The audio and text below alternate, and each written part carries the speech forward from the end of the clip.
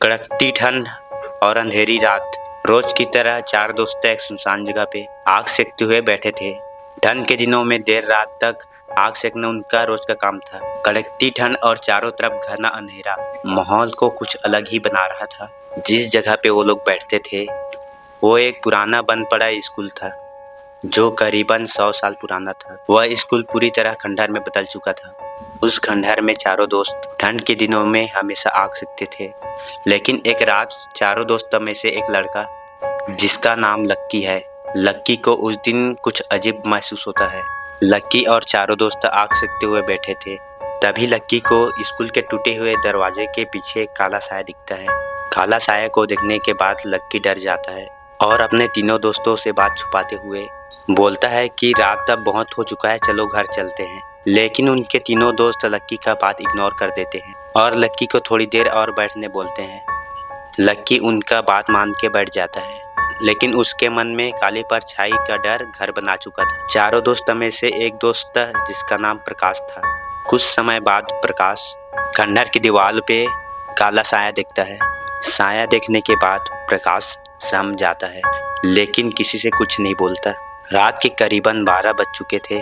चारों दोस्त लक्की, प्रकाश, विक्की और रिवेश अभी भी वहां पे बैठे थे। चारों तरफ घना अंधेरा और कड़कती ठंड जिसमें आग सेकते हुए चारों दोस्त बैठे थे। कुछ देर बाद अचानक बाहर से किसी का चीखने का आवाज आया। वो आवाज सुन के चारों दोस्त डर गए।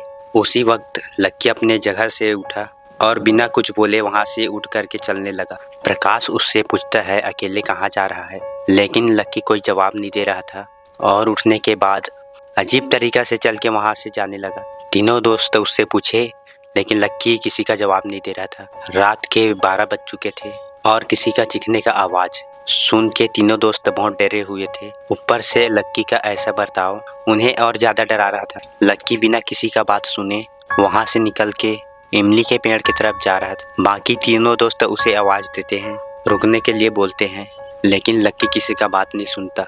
लक्की बिना कुछ सुने इमली के पेड़ की तरफ, जिसके बाजू में तालाब था, उसकी ओर जाने लगा।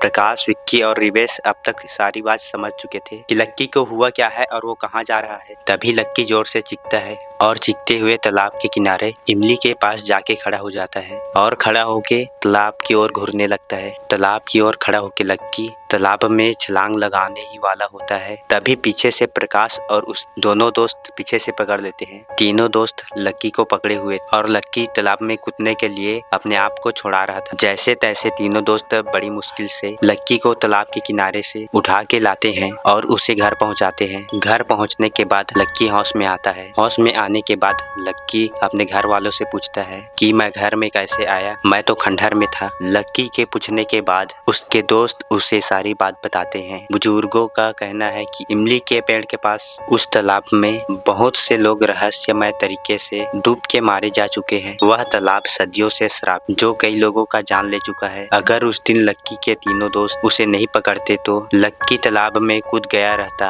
और वही होता जो सदियों से होते आ रहा है।